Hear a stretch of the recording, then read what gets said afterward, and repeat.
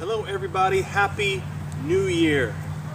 It is New Year's Eve. I am earthing at the park in the Walnut Grove, and I came across 2 walnuts and I was hungry and I was like, where's the stone? How can I break these things?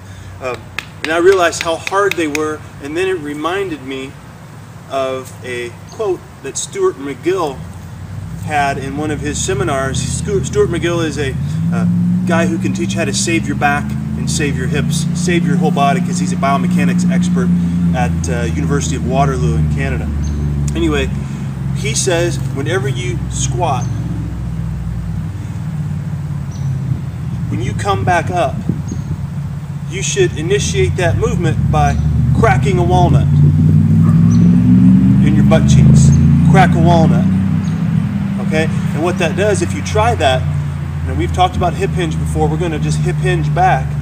And if you just imagine, I'm going to make one small correction on Stuart McGill's begin with, because I think you should begin with first stiffness, and I think he would agree with that. You begin with stiffness always, because that intention of pushing away begins the stiffness in the center, and then he also calls it pushing the stone. Like you make a hard stone and then you push the stone. Does that make sense at all? So you make this hard, like if I'm on a catapult here and I got my, literally I'm on a catapult, my core is on a catapult, I'm gonna flip the switch and I'm gonna catapult.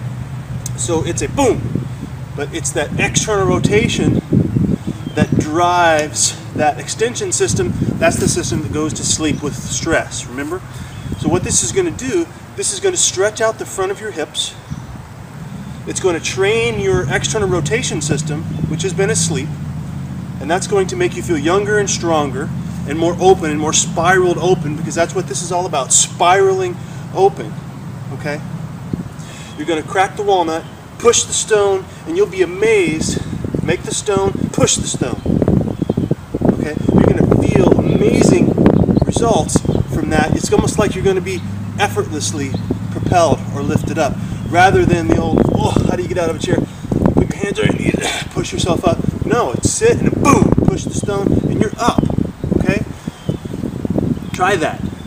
Crack the walnut, and your back's going to be happier as well, because when you stretch out the front of your hips, your hip flexors, your psoas muscle, and all that kind of stuff, then your back can release and relax, because that psoas muscle is actually going to up there attaching to your lumbar spine vertebra and sometimes pulling them into hyperextension and jamming the joints together. So when that's open in the front, you have less back pain. And guess what? You've also got better muscle balance around your hip.